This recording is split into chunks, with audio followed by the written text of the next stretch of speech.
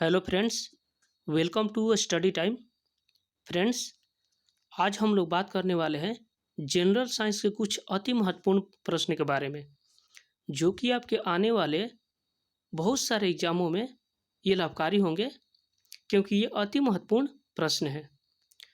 तो चलिए देखते हैं आज का हमारा पहला प्रश्न।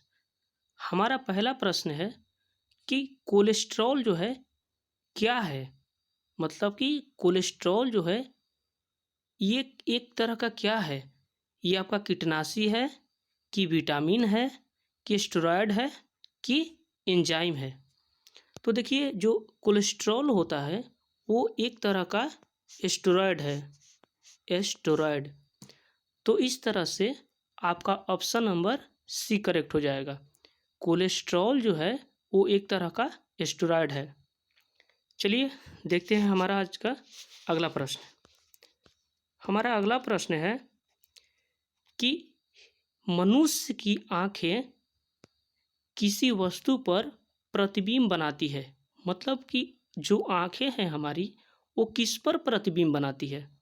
हमारा ऑप्शन है, ऑप्शन नंबर ए कॉर्निया पर, बी आइरिस पर, सी पुतली पर, डी रेटिना पर, या ई इनमें से कोई नहीं। तो जो मनुष्य की आंखें हैं वो बेसिकली रेटिना पर अपना प्रतिबिंब बनाते हैं, जिसको हम लोग रेटिना बोलते हैं। इसी पे हमारा प्रतिबिंब बनता है। ठीक है, तो चलिए देखते हैं आज का हमारा अगला क्वेश्चन। हमारा अगला क्वेश्चन है कि सामान्य आँखों के लिए स्पष्ट देखने की न्यूनतम दूरी कितनी होती है। यानी जो इंसान की आंखें होती है वो कम से कम कितनी दूरी को स्वच्छ रूप से देख सकती है, यानी साफ साफ देख सकती है। हमारा ऑप्शन है, option number A 10 centimetre, option B 15 centimetre, option C 20 centimetre, option D 25 centimetre, या ऑप्शन ई 30 सेंटीमीटर। तो जो मनुष्य की समान आंखें की देखने की जो न्यूनतम दूरी है वो है 25 सेंटीमीटर। यानी हमारा ऑप्शन नंबर डी करेक्ट हो जाएगा, 25 सेंटीमीटर। ठीक है, चलिए देखते हैं आज का हमारा अगला क्वेश्चन। हमारा अगला क्वेश्चन है, मोतियाबिंद द्वारा मानव नेत्र का निम्नलिखित में से कौन सा भाग प्रभावित होता है। यानी मोतियाबिंद जो होता है वो आँखों के किस भाग में होता है, आपको ये बताना है। आपका ऑप्शन है आइरिस, ऑप्शन बी है रेटिना, ऑप्शन सी है कॉर्निया, या ऑप्शन डी है नॉन ऑफ दीज। तो मोतियाबिंद जो है वो बेसिकली आँखों के कॉर्निया पर होता है। मोतियाबिंद द्वारा मानव नेत्र का कॉर्निया वाला भाग प्रभावित हो जाता है। ठीक है, तो चलिए देखते हैं अगला प्रश्न। हमारा अगला प्रश्न है कि मानव के मस्तिष्क में स्मरण क्षमता कहाँ होती है। मानव के जो मस्तिष्क होते हैं उसमें सोचने की क्षमता, स्मरण करने की क्षमता कहाँ होती है। ऑप्शन ए है मेडुला में, बी है सेरिब्रम में, सी है ब्रेन केविटी में, डी है सेरिबेलन में, या ई है ऑल ऑफ दिस यानी सभी में। तो जो मानव के मस्तिष्क में स्मरण की क्षमता जो होती है वो होती है सेरिब्रम में। सेरिब्रम में जो होती है मानव के मस्तिष्क में स्मरण क्षमता होती है। ठीक है, तो चलिए देखते हैं अगला प्रश्न। हमारा अगला प्रश्न है कि कौन सा मानव दंत केवल अस्थाई देत विन्यास में प्रकट होता है। यानी इनमें से जो भी ऑप्शंस हैं उनमें से कौन सा ऑप्शन मानव दंत केवल अस्थाई देत विन्यास में प्रकट होता है। तो इस तरह से हमारा ऑप्शन दिया हुआ है। ऑप्शन ए कृंतक, बी चौर्णक, सी रदनक या डी अग्रचौर्णक। तो इस तरह से इसका आंसर होगा कृंतक। यानी इनमें से कृंतक ऐसा दांत है जो केवल अस्थाई दांत विन्यास में प्रकट होता है। ठीक है, चलिए देखते हैं अगला प्रश्न। हमारा अगला प्रश्न है कि निम्नलिखित में से किसकी पूर्ण अनुपस्थिति से अकर्णकता अभिलक्षणित हो जाती है। यानी निम्नलिखित में से किसकी अनुपस्थिति रहने से अवर्णकता जो है अभिलक्षित होती है। Option A melanin, option B albumin, option C cholesterol और ऑप्शन डी बिलीरुबिन। तो जो हमारा क्वेश्चन नंबर 7 है, इसका ऑप्शन नंबर ए करेक्ट होगा, मेलानिन।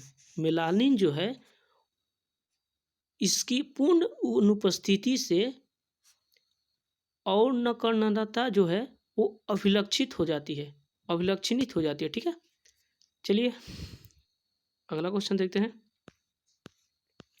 हमारा अगला क्वेश्चन है कि निम्नलिखित में या निम्नलिखित पदार्थों में से किसकी आवश्यकता शरीर में अस्थि के निर्माण करने के लिए नहीं होता है।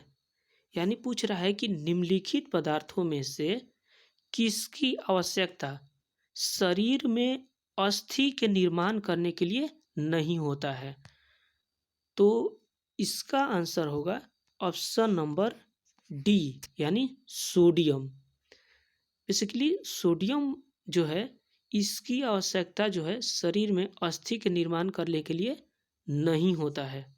ठीक है, बाकी कैल्शियम है, फास्फोरस है और विटामिन डी, ये सभी जो है हड्डियों के लिए लाभदायक होते हैं। ठीक है, चलिए अगला क्वेश्चन देखते हैं।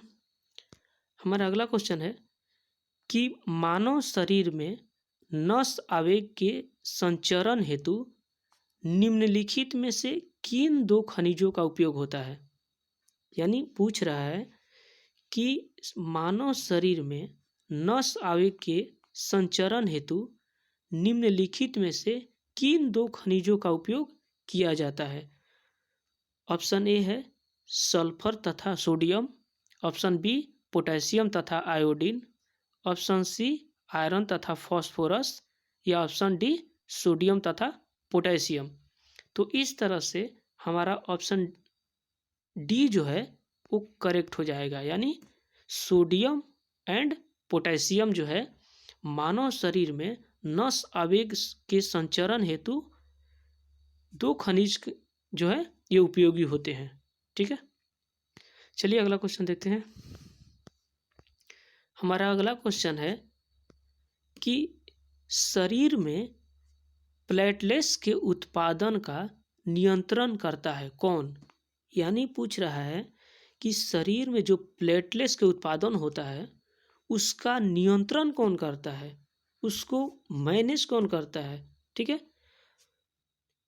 आपका ऑप्शन है erythropoietin, option B thrombopoietin, option C plasmin या ऑप्शन डी हिपेरिन।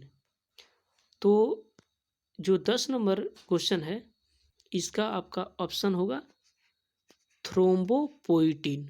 थ्रोम्बोपोइटिन जो होता है वो शरीर में प्लेटलेट्स के उत्पादन को नियंत्रण करता है।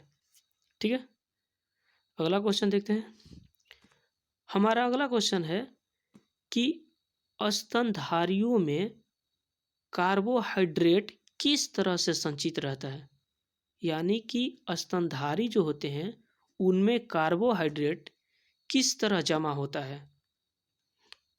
ऑप्शन ए है लीवर और स्प्लीन में ग्लाइकोजन के द्वारा, ऑप्शन बी मांसपेशियों में लैक्टिक एसिड के द्वारा, लीवर और मांसपेशी में ग्लूकोज के द्वारा, या लीवर और मांसपेशी में ग्लाइकोजन के द्वारा।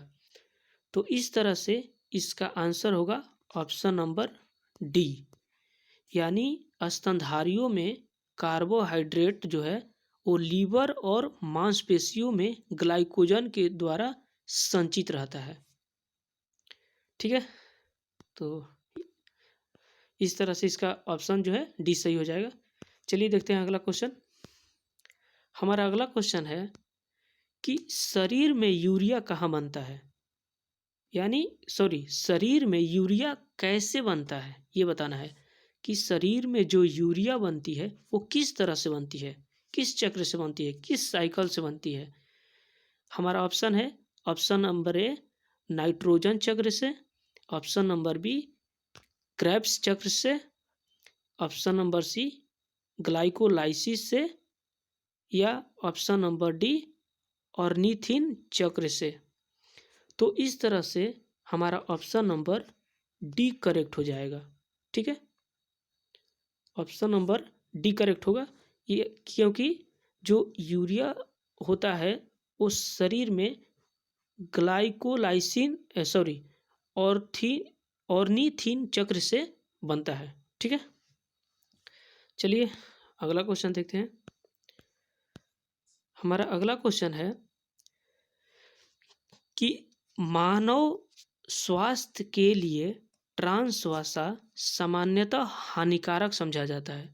जो मानव स्वास्थ्य के लिए ट्रांस वसा है जो सामान्यतः क्या होता है कि उससे हानिकारक समझा जाता है। क्यों? क्योंकि इसमें एक स्तर कम रहता है। अब आपको बताना है कि इसमें किस चीज़ का स्तर कम रहता है जिसके कारण इसे हानिकारक समझा जाता है। तो ऑप्शन है HDL का, या LDL का, या ट्राइग्लिसराइड का, या इंसुलिन का। तो जो मानव के स्वास्थ्य के लिए ट्रांस वसा जो है इसे सामान्यतः हानिकारक समझा जाता है। क्यों समझा जाता है? क्योंकि इसमें HDL कम होता है। HDL का जो स्तर होता है वो कम होता है। ठीक है, चलिए अगला क्वेश्चन देखते हैं। हमारा अगला क्वेश्चन है कि निम्नलिखित रेडियो तत्वों में से किसका उपयोग मनुष्य के शरीर में रक्त प्रवाह की गति के मापने में किया जाता है। यानी कि शरीर में जो रक्त प्रवाह होता है उसकी गति को मापने के लिए किसका प्रयोग किया जाता है। तो इसका ऑप्शन है option number A radio phosphorus, option B radio iodine, option C radio iron, या ऑप्शन डी रेडियो सोडियम। तो जो मनुष्य के शरीर में रक्त प्रवाह होता है इसकी गति को मापने के लिए हमें रेडियो सोडियम की ज़रूरत पड़ती है। यानी हमारा ऑप्शन नंबर डी करेक्ट हो जाएगा। ठीक है, चलिए अगला क्वेश्चन देखते हैं। हमारा अगला क्वेश्चन है कि मानव शरीर के भीतर भाग में रोगी की पहचान की जाती है किसके द्वारा। यानी मानव शरीर के भीतर के भाग में रोगों की पहचान किस तरह से की जाती है, किसके द्वारा की जाती है। तो हमारा ऑप्शन है ऑप्शन नंबर ए कार्डियोग्राफ द्वारा, ऑप्शन बी एंडोस्कोप द्वारा, ऑप्शन सी जायरोस्कोप द्वारा, या ऑप्शन डी स्टेथोस्कोप द्वारा। ठीक है, तो मानव शरीर के भीतर भागों में रोगों की पहचान जो है वो एंडोस्कोप द्वारा की जाती है। एंडोस्कोप, यानी हमारा ऑप्शन नंबर बी करेक्ट होगा। ठीक है, चलिए देखते हैं अगला क्वेश्चन। हमारा अगला क्वेश्चन है कि शारीरिक क्रिया कलापों या व्यायाम के दौरान, यानी शारीरिक क्रियाकलापों या व्यायाम के दौरान ग्लूकोज या ऊर्जा की खपत अत्यधिक बढ़ जाती है, इसका क्या कारण है। यानी पूछ रहा है कि जब हम लोग व्यायाम करते हैं या कोई क्रियाकलाप करते हैं तो उसके दौरान जो है ग्लूकोज हो या किसी प्रकार की ऊर्जा हो वो अत्यधिक बढ़ जाती है उसकी खपत। यानी वो जैसे मान लीजिए हम दौड़ रहे हैं तो उस टाइम पे हमारा ऊर्जा जो है बहुत जल्दी जल्दी खपत होती है, यानी ऊर्जा की अत्यधिक खपत में वृद्धि हो जाती है। इसका मेन कारण क्या है? तो इसका मेन कारण है ऑक्सीजन ऋण, यानी ऑक्सीजन की कमी होना। ठीक है, बाकी थकान से ये सब कम नहीं होता है, कपायट से भी कम नहीं होता है, या पेशी शोष से भी कुछ प्रभाव नहीं पड़ता है, लेकिन मेन चीज़ है इसका ऑक्सीजन ऋण, यानी ऑक्सीजन की कमी होगा तो ऊर्जा खपत में अत्यधिक वृद्धि होगी। ठीक है, चलिए अगला क्वेश्चन देखते हैं। हमारा अगला क्वेश्चन है कि मनुष्य के शरीर में ताप नियंत्रण केंद्र कहाँ स्थित होता है, यानी थर्मोस्टेट कहाँ स्थित होता है। पूछ रहा है कि मानव के शरीर में ताप के नियंत्रण केंद्र कहाँ स्थित है। ऑप्शन ए पिट्यूटरी ग्लैंड में, ऑप्शन बी सेरिबेलम में, ऑप्शन सी हाइपोथैलेमस में, या ऑप्शन डी फेफड़े में। तो मनुष्य के शरीर में ताप नियंत्रण केंद्र जो है वो हाइपोथैलेमस में स्थित होता है। हाइपोथैलेमस, यानी हमारा ऑप्शन नंबर सी सही होगा। ठीक है, चलिए अगला क्वेश्चन देखते हैं। हमारा अगला क्वेश्चन है कि मानव के मस्तिष्क का निम्नलिखित में से कौन सा भाग शरीर के तापक्रम के नियंत्रण में भूमिका निभाता है। यानी मनुष्य के मस्तिष्क का निम्नलिखित में से कौन सा भाग शरीर के टेम्परेचर को नियंत्रण करता है, कंट्रोल करता है। हमारा ऑप्शन है अनुमस्तिष्क, हिपोकैम्पस, हाइपोथैलेमस या मेडुला। तो इस तरह हमारा ऑप्शन होगा 18 का ऑप्शन नंबर सी, यानी हाइपोथैलेमस जो है वो कंट्रोल करके रखता है। किसको? मानव शरीर के मस्तिष्क के जो भाग है तापक्रम वाला उसको कंट्रोल करके रखता है, हाइपोथैलेमस। ठीक है, चलिए अगला क्वेश्चन देखते हैं। हमारा अगला क्वेश्चन है कि मानव शरीर में त्वचा के नीचे पाए जाने वाली वसा का काम क्या है। यानी मानव शरीर में त्वचा के नीचे पाए जाने वाली जो वसा है उसका एक्चुअल कार्य क्या है। ठीक है, हमारा ऑप्शन है शरीर के लवणों का क्षय रोकना, ऑप्शन बी है शरीर की ऊष्मा का क्षय रोकना, ऑप्शन सी है हानिकारक सूक्ष्म जीवों को रोकना, या ऑप्शन डी उपयुक्त सभी। तो मानव शरीर में जो त्वचा के नीचे पाए जाने वाली वसा है उसका एक्चुअली कार्य जो होता है वो होता है शरीर की ऊष्मा का क्षय को रोकना है, यानी ऑप्शन नंबर बी जो है करेक्ट हो जाएगा। ठीक है, चलिए अगला क्वेश्चन देखते हैं। हमारा अगला क्वेश्चन है कि हृदय की धड़कन को नियंत्रित करने के लिए आवश्यक खनिज कौन सा है। यानी कि जो मनुष्य के हृदय की धड़कन होता है उसको नियंत्रित करने के लिए, यानी कंट्रोल करने के लिए किस चीज़ की आवश्यकता पड़ती है, किस खनिज की आवश्यकता पड़ती है। ऑप्शन ए है सोडियम, ऑप्शन बी है गंधक, ऑप्शन सी है पोटेशियम, या ऑप्शन डी आयरन। तो इस तरह से हमारा आंसर जो है वो 20 का ऑप्शन नंबर सी हो जाएगा, यानी पोटेशियम जो है हृदय की धड़कन को नियंत्रित करने के लिए आवश्यक खनिज है। ठीक है, चलिए अगला क्वेश्चन देखते हैं।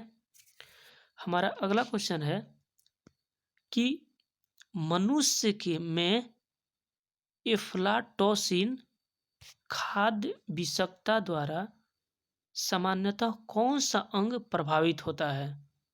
बोल रहा है कि मनुष्य में एफ्लाटॉक्सिन खाद्य विषाक्तता द्वारा सामान्यतः कौन सा अंग जो है वो प्रभावित होता है? ऑप्शन है, ऑप्शन ए हृदय, बी फेफड़ा, सी किडनी या डी लीवर। तो इस तरह से हमारा ऑप्शन जो है, ऑप्शन नंबर डी करेक्ट हो जाएगा, यानी लीवर। लीवर जो है वो प्रभावित होता है। ठीक है, तो चलिए अगला क्वेश्चन देखते हैं।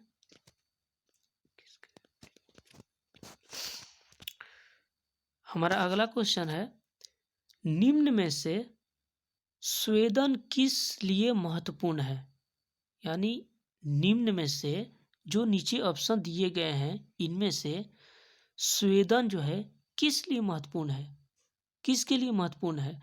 हमारा ऑप्शन है, शरीर के गंध निकालने के लिए, ऑप्शन बी सामान्य स्वास्थ्य सुधार के लिए, ऑप्शन सी त्वचा के रंध्र खोलने के लिए, या ऑप्शन डी शरीर के तापमान को नियंत्रित करने के लिए। तो इस तरह से हमारा ऑप्शन नंबर डी करेक्ट हो जाएगा, यानी शरीर के तापमान को कंट्रोल करने के लिए, यानी नियंत्रित करने के लिए। चलिए अगला क्वेश्चन देखते हैं। हमारा अगला क्वेश्चन है कि मनुष्य की आंखों में रंग की अनुभूति किसके द्वारा होता है? कैसे मालूम चलेगा कि ये हरा रंग है, ये लाल रंग है, ये उजला रंग है, ये पीला रंग है? तो वही पूछ रहा है कि मनुष्य की आंखों में रंग की अनुभूति जो है वो किसके द्वारा होती है? ऑप्शन है, कोन सेल द्वारा, ऑप्शन बी रॉड सेल द्वारा, ऑप्शन सी उपयुक्त दोनों के द्वारा, या ऑप्शन डी रंजित पटल सेल द्वारा। तो इसका ऑप्शन नंबर ए करेक्ट हो जाएगा, यानी मनुष्य की आंखों में रंग की अनुभूति कोन सेल के द्वारा होती है। ठीक है, चलिए अगला क्वेश्चन देखते हैं। हमारा अगला क्वेश्चन है कि मानव नेत्र का वह भाग जिसमें रक्त वाहिकाएं उपस्थित नहीं रहती है, अनुपस्थित रहती है, यानी कि मानव नेत्र का वह भाग जिसमें रक्त वाहिकाएं जो है वो उपस्थित नहीं रहती है, यानी अनुपस्थित रहती है। ठीक है, हमारा ऑप्शन है, option number A cornea, option number B retina, option number C choroid, या ऑप्शन नंबर डी पुतली। तो जो 24 नंबर है, मानव नेत्र का वह भाग जिसमें रक्त वाहिकाएं उपस्थित नहीं होती है, तो इसका ऑप्शन नंबर सी हो जाएगा, यानी मानव नेत्र का कॉर्निया ऐसा भाग है जिसमें रक्त वाहिकाएं अनुपस्थित रहती है। चलिए अगला क्वेश्चन देखते हैं। हमारा अगला क्वेश्चन है कि मानव शरीर में अधिकतम मात्रा में पाए जाने वाला तत्व कौन सा होता है? मानव शरीर में अधिकतम मात्रा में पाए जाने वाला तत्व कौन सा है? हमारा ऑप्शन है, ऑप्शन नंबर ए लोहा, option number B sodium, option number C phosphorus, या ऑप्शन नंबर डी कैल्शियम। तो मानव शरीर में अधिकतम मात्रा में पाए जाने वाला जो तत्व है वो है कैल्शियम। जी हाँ, जो हमारे दांत होते हैं वो भी कैल्शियम के ही बने होते हैं। तो इस तरह से हमारा ऑप्शन नंबर डी जो है करेक्ट हो जाएगा। चलिए देखते हैं अगला प्रश्न। हमारा अगला प्रश्न है कि निम्नलिखित अंगों में कौन सा दर्द महसूस नहीं करेगा? यानी जब सुई चुभाते हैं किसी अंग में, तो निम्नलिखित में से कौन सा वो अंग है जिसमें दर्द महसूस नहीं होता है? आप कितना भी सुई चुभा लीजिए, उसमें दर्द नहीं होगा, यानी महसूस ही नहीं होगा कि दर्द हो रहा है। ठीक है, या कोई सुई चुभा रहा है। ठीक है, तो इसका ऑप्शन है, ऑप्शन नंबर बी त्वचा, ऑप्शन नंबर ए त्वचा, ऑप्शन नंबर बी मस्तिष्क, ऑप्शन नंबर सी हृदय नेत्र, या ऑप्शन नंबर डी नेत्र। तो इस तरह से हमारा ऑप्शन नंबर बी जो है वो सही हो जाएगा। यानी सुई चुभाने पर निम्नलिखित अंगों में से मस्तिष्क जो है दर्द महसूस नहीं करेगा। ठीक है, चलिए देखते हैं अगला क्वेश्चन। हमारा अगला क्वेश्चन है कि मानव शरीर में निम्नलिखित में से कौन सी ग्रंथि अंतःस्रावी एवं बाह्यस्रावी दोनों ही प्रकार की ग्रंथि है। अच्छा, जो मानव में निम्नलिखित में से वह कौन सी ग्रंथि है जो कि अंतःस्रावी और बहिःस्रावी दोनों ही प्रकार की ग्रंथि है।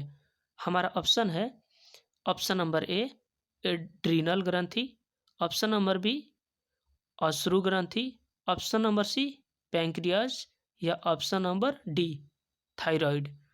तो 27 नंबर का जो करेक्ट आंसर है वो है पैंक्रियाज। पैंक्रियाज जो होता है वो अंतःस्रावी और बाह्यस्रावी दोनों प्रकार की ग्रंथि होती है। ठीक है, तो इस तरह से हमारा 27 का ऑप्शन नंबर सी करेक्ट हो जाएगा। चलिए अगला क्वेश्चन देखते हैं। हमारा अगला क्वेश्चन है कि मानव शरीर में निम्नलिखित हार्मोनों में से कौन सा रक्त कैल्शियम और फॉस्फेट को विनियमित करता है। यानी पूछ रहा है कि मानव शरीर में इनमें से कौन सा ऐसा वस्तु है या हार्मोन है जो रक्त कैल्शियम और फॉस्फेट को विनियमित करता है। हमारा ऑप्शन है option number A glucagon, option number B वृद्धकर हार्मोन, ऑप्शन नंबर सी परवाटू हार्मोन या option number D thyroxine hormone. तो इस तरह से 28 नंबर का करेक्ट आंसर होगा परावटू हार्मोन। परावटू हार्मोन जो होता है वो मानव शरीर के एक ऐसा ग्रंथि होता है, हार्मोन होता है जो रक्त कैल्शियम और फास्फेट को विनियमित करता है। ठीक है, चलिए अगला क्वेश्चन देखते हैं। हमारा अगला क्वेश्चन है कि इंसुलिन जो है वो स्रावित होता है किसके द्वारा। आपको बताना है कि जो इंसुलिन होती है वो कहाँ पर स्रावित होती है, किसके द्वारा स्रावित होती है, किसके द्वारा स्रावित होती है, ये बताना है आपको कि इंसुलिन जो है वो किसके द्वारा स्रावित होती है। हमारा ऑप्शन नंबर ए है स्प्लीन द्वारा, बी गोनैंड द्वारा, ऑप्शन सी यकृत द्वारा या ऑप्शन डी पैंक्रियाज द्वारा या ऑप्शन नंबर ई इनमें से कोई नहीं। तो जो इंसुलिन होती है वो पैंक्रियाज द्वारा स्रावित होती है, पैंक्रियाज द्वारा स्रावित होती है। ठीक है, चलिए अगला क्वेश्चन देखते हैं। हमारा अगला क्वेश्चन और ये हमारा लास्ट क्वेश्चन है कि स्त्रियों में रजोनी वृत्ति के पश्चात निम्न में से किस हार्मोन का उत्पादन समाप्त हो जाता है। यानी कि स्त्रियों में रजोनी वृत्ति के बाद निम्नलिखित में से कौन सा हार्मोन का उत्पादन जो है वो समाप्त हो जाता है। हमारा ऑप्शन है option number A progesterone, B testosterone, option C oestrogen या ऑप्शन डी इनमें से कोई नहीं। तो आपको सीधा सीधा पता होगा कि जो स्त्रियां होती है उसमें एस्ट्रोजन पाया जाता है। एस्ट्रोजन यही जो है रजोनी वृत्ति के बाद उसका उत्पादन जो है समाप्त हो जाता है। और मनुष्य में जो होता है वो होता है टेस्टोस्टेरोन। यानी मनुष्य एक से बोल सकते हैं जो आदमी होता है उनके लिए, मेल के लिए, यानी मेल के लिए मेल के लिए टेस्टोस्टेरोन और मादा के लिए फीमेल के लिए एस्ट्रोजन। तो आई होप कि आपको ये वीडियो पसंद आया होगा। तब तक के लिए आप लोग हंसते रहिए, मुस्कुराते रहिए और पढ़ाई करते रहिए। मिलते हैं अगले वीडियो में, तब तक के लिए जय हिंद।